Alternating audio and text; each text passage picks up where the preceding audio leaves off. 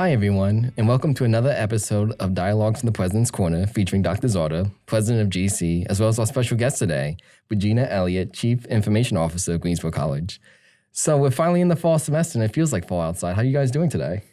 Doing very well. Doing well. It's great to have students back on campus. I mean, there's only a partial, enrollment right now as far as the football team being back, but by next Tuesday, it'll feel real. It's great. Can't wait. So we're continuing our series today about Greensboro College by talking about the college's Information Technology Department and the work that has been done there and what's continuing to be done. So Dr. Czarda, just for some context, can you talk about the changes that have been made and what needed to be made in terms of the industry of higher education? Yeah, Matthew, I'll try to keep it relatively brief, but in my career in higher education, information technology has gone from something new that kind of supported us around the edges to being an absolutely core part of the character of every institution. It's unavoidable. Look at what we're doing right now. But it really infuses everything we do. And at Greensboro College, being a small private college with a historic campus, our infrastructure now has expanded to the point where, yes, it's buildings and it's utilities and it's the landscaping, and it is information technology as important as anything else we have. I think it's probably fair to say 5 years ago, we knew we were slipping a bit behind, and there were reasons for that. But the pandemic really changed the entire cycle, if you will, of what we needed to do. And as you all know, within a period of basically 10 days, we took everything online in March of 2020. And that really put a lot of pressure on the systems. And, maybe outdated today, but I was taught by someone who knew a lot about information technology. You should talk about the hardware, the software, and the warmware, which are the people. And suffice it to say, in the last couple of years, we have had a complete and total turnover of everything in information technology. And there's a lot to do. And under Regina's leadership, we have accomplished a lot, but there is still much work to do. So, Regina, do you want to talk about your background and experience in IT and education? Absolutely. Yes. So I have been in information technology for more than 2 decades. And 16 of those years have been spent into higher education. And prior to coming to Greensboro College, I spent 6 of those years in a similar role, working for another very small liberal arts college. And so I am very familiar with the many challenges that are faced in a very small college, as well as all of the business processes and the compliance reporting as well. I am very excited and passionate about all of the many opportunities that we have to align technology with the mission of the college and improving the student experience here.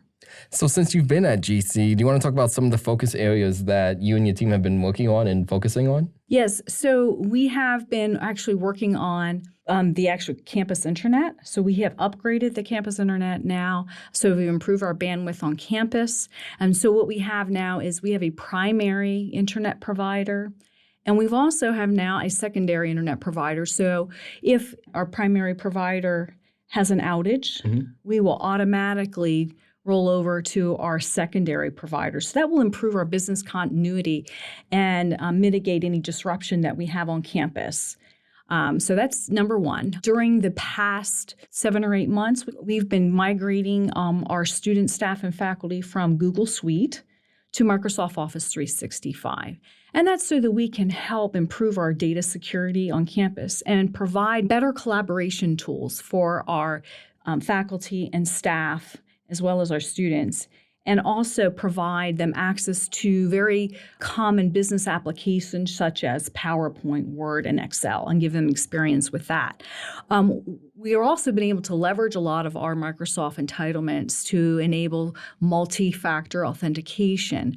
So that will provide another layer, again, of protection for our data on campus. This also helps us to be compliant with GLBA, which is the Gramm-Leach-Bliley Act. And basically, that is just an act to protect student financial information. Also, this helps us with our accreditation as well.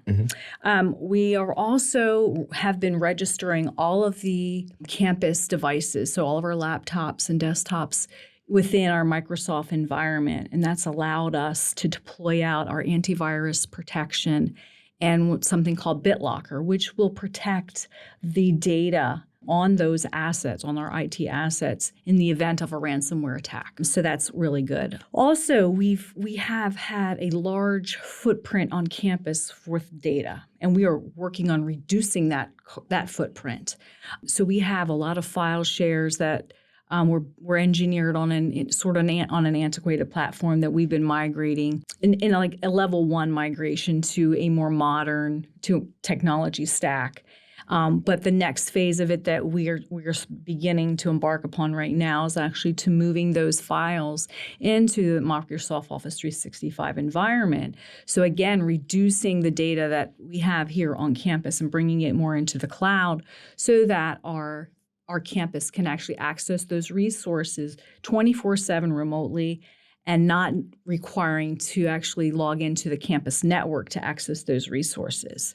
With the Office 365 migration, we are also able to then begin to change the way we authenticate to systems. And so we've already changed that authentication for our learning management system, which is Moodle. It sounds like you've all accomplished a lot, and I can already like sense the difference and see the difference, and a lot of it's geared to like that protection angle.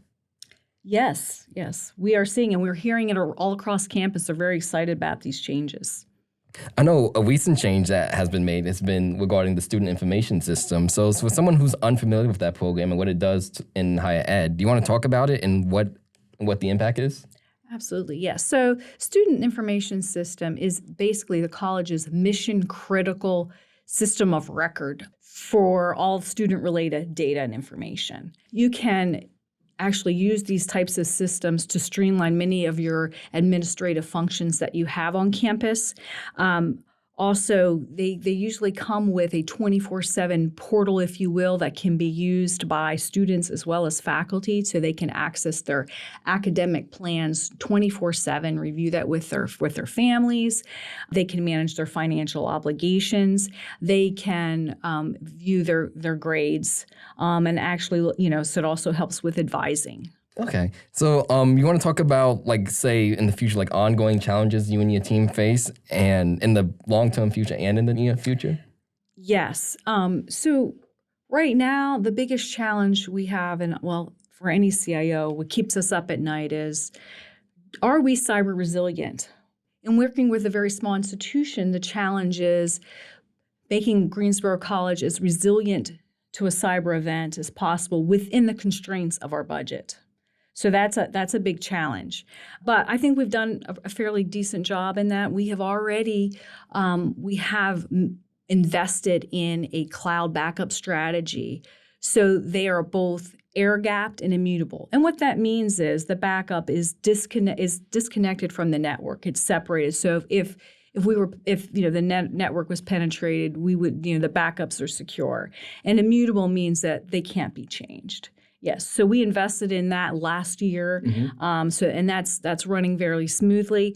The implementation of Office 365 and multi-factor authentication has helped on that front as well. And we plan to also change the authentication method on many of our other third-party applications sometime during the fall, beginning with that MyWC Online for advising for students. And that's going to happen later sometime this month as well. We also plan on developing a student portal. We currently do have a faculty and staff intranet site that we were able to leverage our Microsoft entitlements to develop that through SharePoint. And so we're going to be continuing to develop that intranet site, and then we're going to work collaboratively on a student portal as well. Also, I wanted to mention, the SIS, we talked about that SIS migration. So the college, they had a 17-year-old SIS called Empower, and, we outgrew it. So as we mentioned, we are going to be migrating to the Genzabar solution. And so that will be a challenge because we will have a tight 18-month timeline for that implementation, but we're going to get there. That's going to also provide us a more modern user interface for our students. It's going to provide us more configuration options to streamline a lot of those business processes in many of our functional departments. It's going to give us seamless access to data and reporting. We're going to have more integration options for our third-party systems. And also that information will be stored in a more modern cloud infrastructure with a disaster recovery plan. Thank you. That sounds like with so many systems in place, in case there's like an emergency, everyone's going to still be okay with their files. Yes. So business continuity. So we will be better prepared for business continuity as well. Okay. Well, thank you, Regina, and thank you for the work that you and your team are doing, especially right as we enter the fall semester when everyone's going to be using technology. Thank you, Dr. Czarda, for joining us again. And thank you all for watching. We'll see you soon, and be sure to like, comment, and subscribe.